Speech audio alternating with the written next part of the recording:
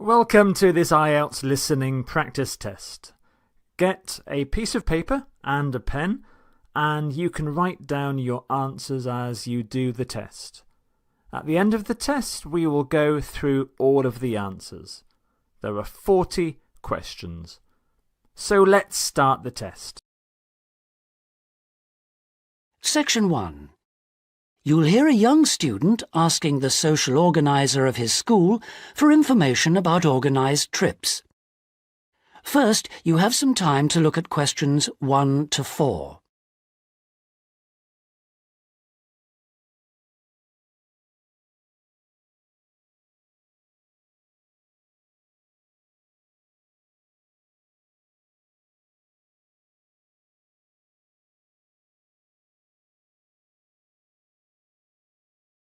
You'll see that there is an example which has been done for you. On this occasion only, the conversation relating to this will be played first. Good morning. Good morning. How can I help you? I understand that the school organises trips to different... Yes, we run 5 every month. 3 during weekends and 2 Wednesday afternoon trips.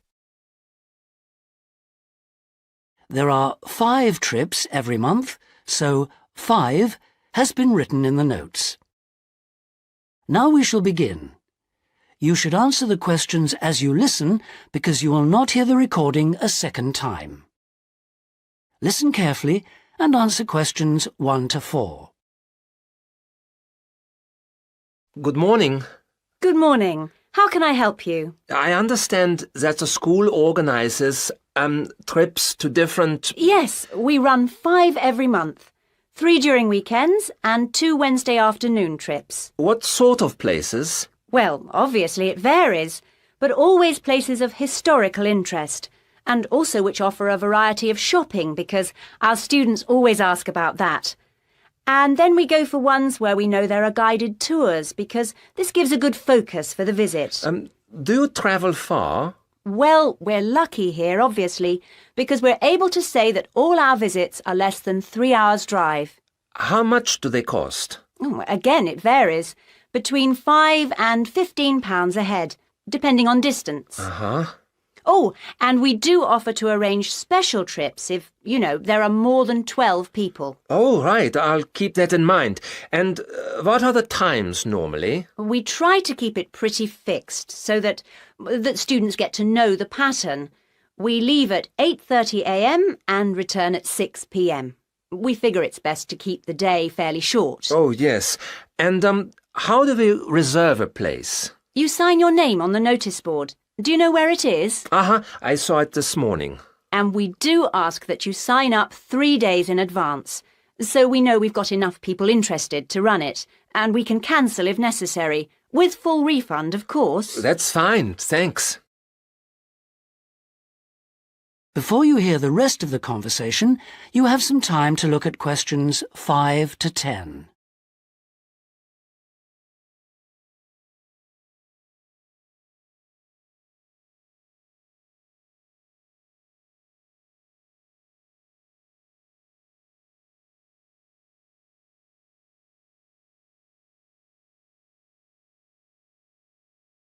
Now listen and answer questions 5 to 10.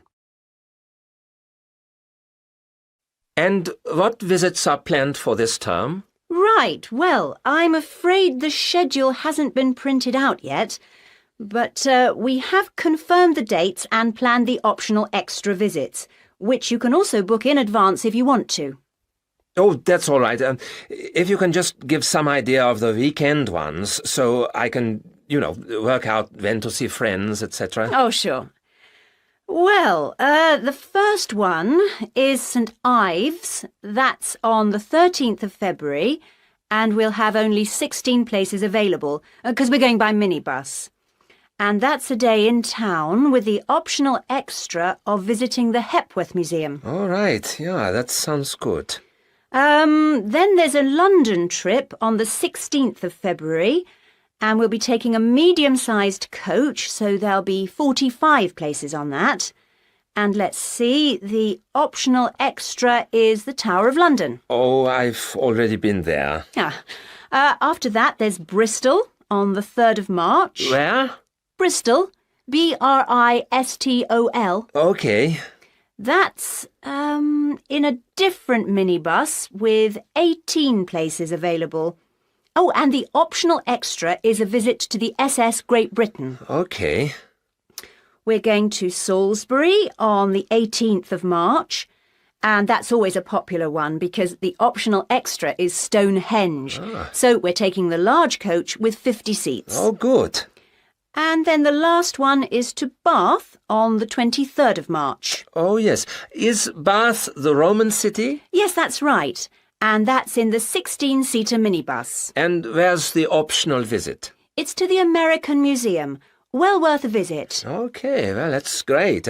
Thanks for all that. My pleasure. Oh, by the way, if you want more information about any of the trips, have a look in the student newspaper. Okay. Or have a word with my assistant. Her name is Jane Yentob. That's Yentob. Right, I've got that. Thank you very much for all your help. You're very welcome. I hope you enjoy the trips. That is the end of section 1. You now have half a minute to check your answers.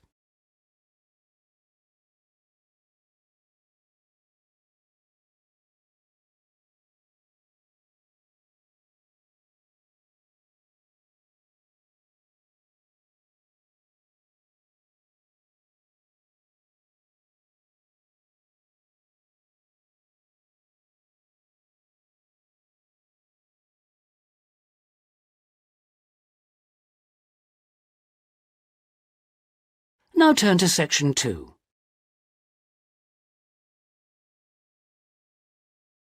Section 2. You'll hear a tour guide giving a talk about a museum centre called Riverside Industrial Village.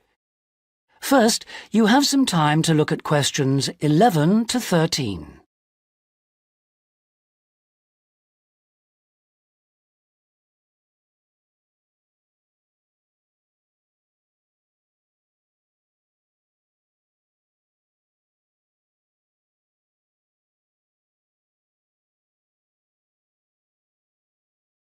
Now listen carefully and answer questions 11 to 13.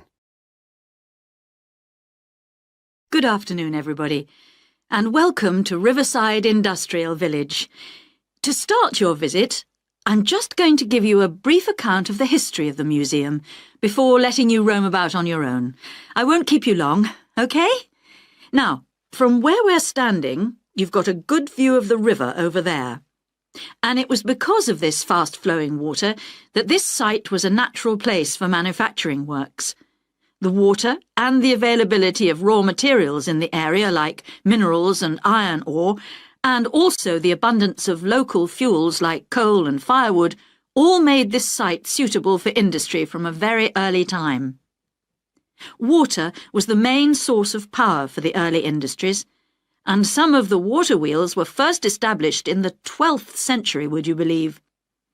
At that time, local craftsmen first built an iron forge just behind the village here on the bend in the river. By the 17th and 18th centuries, the region's rivers supported more than 160 water mills, and many of these continued to operate well into the 19th century. But then the steam engine was invented. And then the railways came, and the centres of industry were able to move away from the rivers and the countryside and into the towns. So industrial villages like this one became very rare.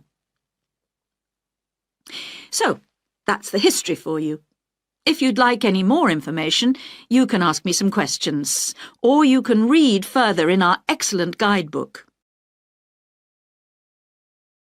Before you hear the rest of the talk, you have some time to look at questions 14 to 20.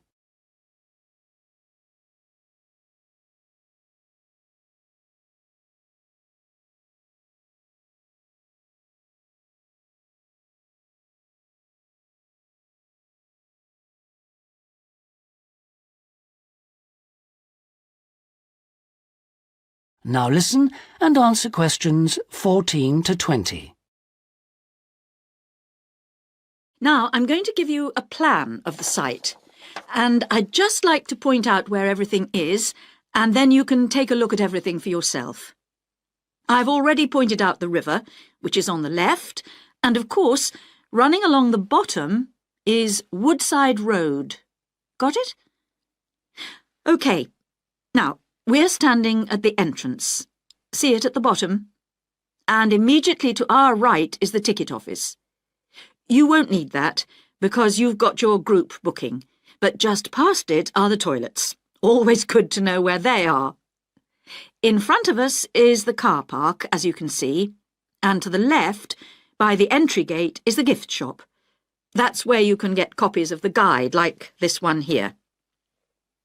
Now, beyond the car park, all the buildings are arranged in a half circle with a yard in the middle.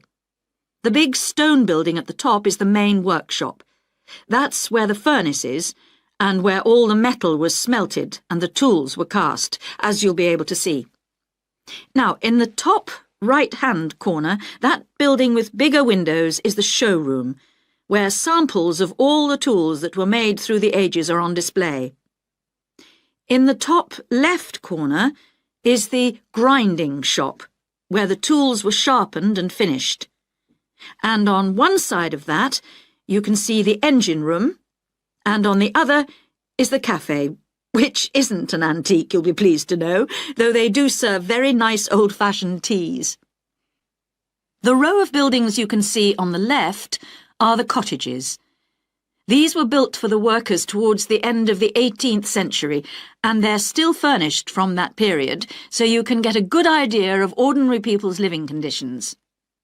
Across the yard from them, you can see the stables, where the horses were kept for transporting the products. And the separate building in front of them is the works office, and that still has some of the old accounts on display. Right, if anyone wants a guided tour, then I'm starting at the engine room. If you'd like to come along this way, please, ladies and gentlemen. That is the end of section 2. You now have half a minute to check your answers.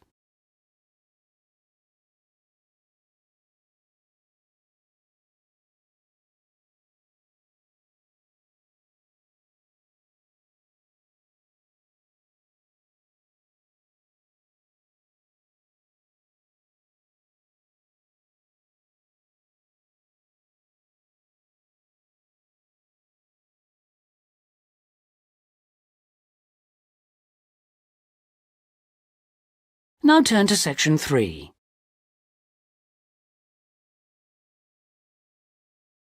Section 3. You'll hear Melanie, a student, talking to one of her lecturers about her studies. First, you have some time to look at questions 21 to 27.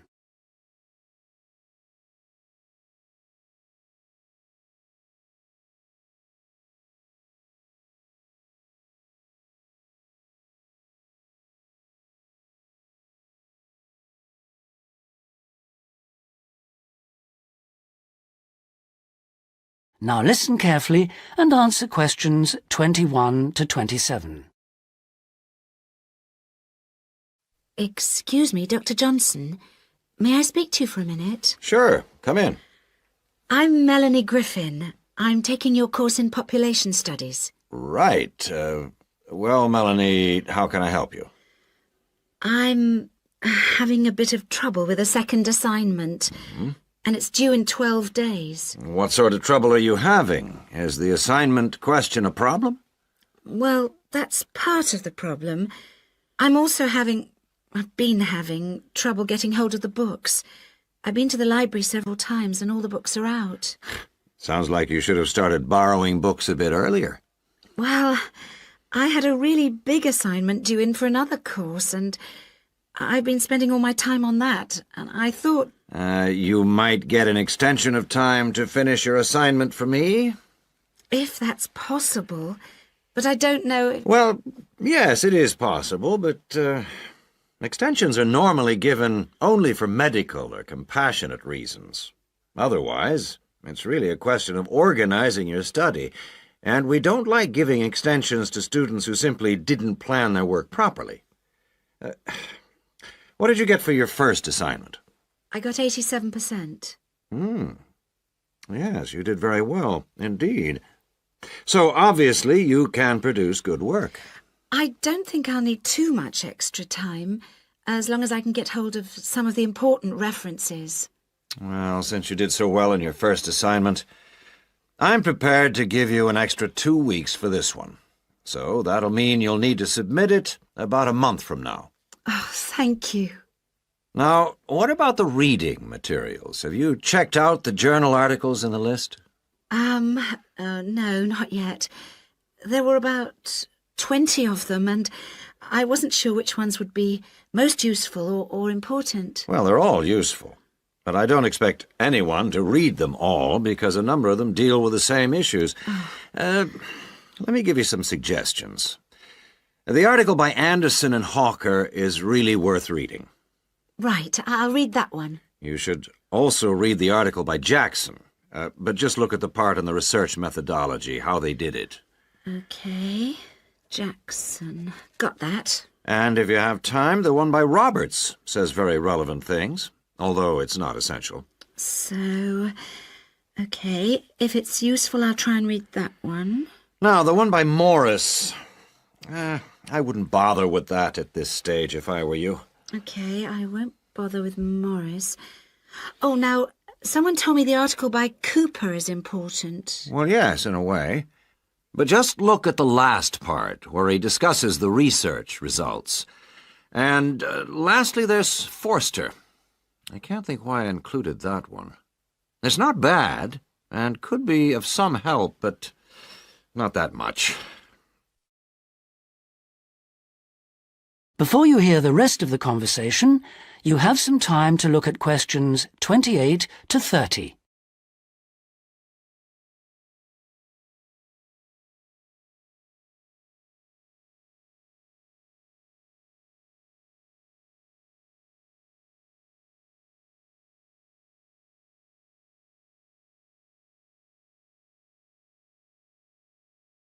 Now listen and answer questions 28 to 30. Now, let's deal with the assignment question. What's the problem there? It's the graph on page 2. What seems to be the problem? It's just the bar graph showing reasons why people change where they live. Well, I've got a photocopy, but the reasons at the bottom are missing. Ah, okay. Look at the first bar on the graph. Now, that indicates the number of people who move because they want more space. Oh, I see. Bar 1. Okay. Now, what about the next bar? Bar 2 is to do with the people living nearby, disturbing them. So they chose to move away to somewhere quieter. Now let's look at bar number 3.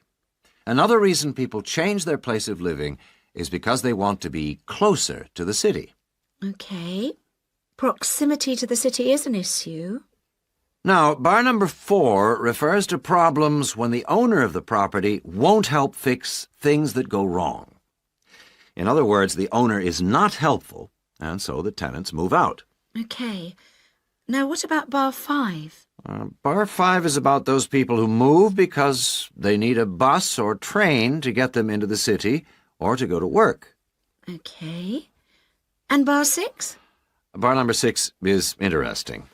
That reason was given quite a lot.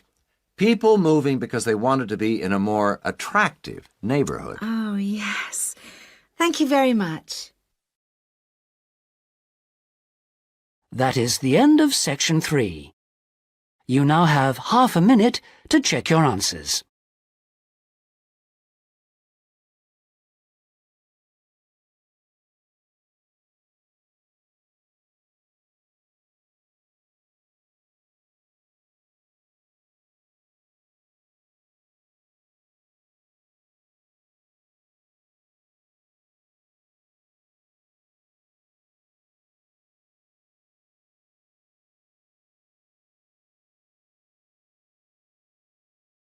Now turn to section 4.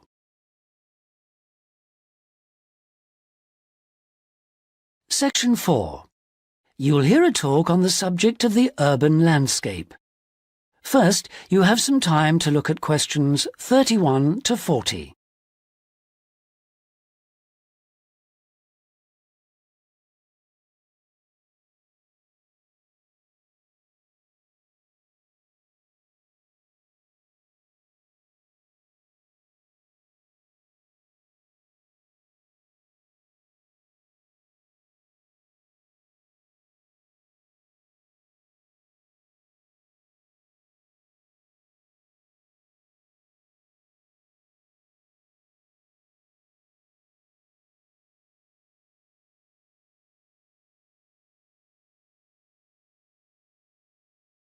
Now listen carefully and answer questions 31 to 40. Good day, ladies and gentlemen. I have been asked today to talk to you about the urban landscape. There are two major areas that I will focus on in my talk: how vegetation can have a significant effect on urban climate, and how we can better plan our cities using trees to provide a more comfortable environment for us to live in. Trees can have a significant impact on our cities. They can make a city as a whole a bit less windy, or a bit more windy if that's what you want. They can make it a bit cooler if it's a hot summer day in an Australian city, or they can make it a bit more humid if it's a dry inland city. On the local scale, that is in particular areas within the city, trees can make the local area more shady, cooler, more humid and much less windy. In fact, trees, and planting of various kinds, can be used to make city streets actually less dangerous in particular areas. How do trees do all that, you ask? Well, the main difference between a tree and a building is a tree has got an internal mechanism to keep the temperature regulated. It evaporates water through its leaves, and that means that the temperature of the leaves is never very far from our own body temperature. The temperature of a building surface on a hot sunny day can easily be 20 degrees more than our temperature. Trees, on the other hand, remain cooler than buildings because they sweat. This means that they can humidify the air and cool it, a property which can be exploited to improve the local climate.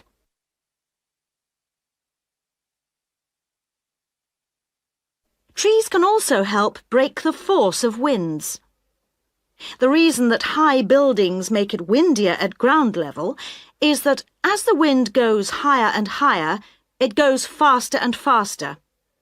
When the wind hits the building, it has to go somewhere. Some of it goes over the top, and some goes around the sides of the building, forcing those high-level winds down to ground level. That doesn't happen when you have trees. Trees filter the wind and considerably reduce it, preventing those very large, strong gusts that you so often find around tall buildings. Another problem in built-up areas is that traffic noise is intensified by tall buildings. By planting a belt of trees at the side of the road, you can make things a little quieter, but much of the vehicle noise still goes through the trees. Trees can also help reduce the amount of noise in the surroundings, although the effect is not as large as people like to think. Low-frequency noise in particular just goes through the trees as though they aren't there. Although trees can significantly improve the local climate, they do, however, take up a lot of space. There are root systems to consider, and branches blocking windows and so on. It may therefore be difficult to fit trees into the local landscape. There is not a great deal you can do if you have what we call a street canyon, a whole set of high-rises enclosed in a narrow street. Trees need water to grow.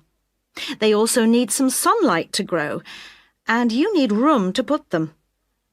If you have the chance of knocking buildings down and replacing them, then suddenly you can start looking at different ways to design the streets and to introduce That is the end of section 4. You now have half a minute to check your answers.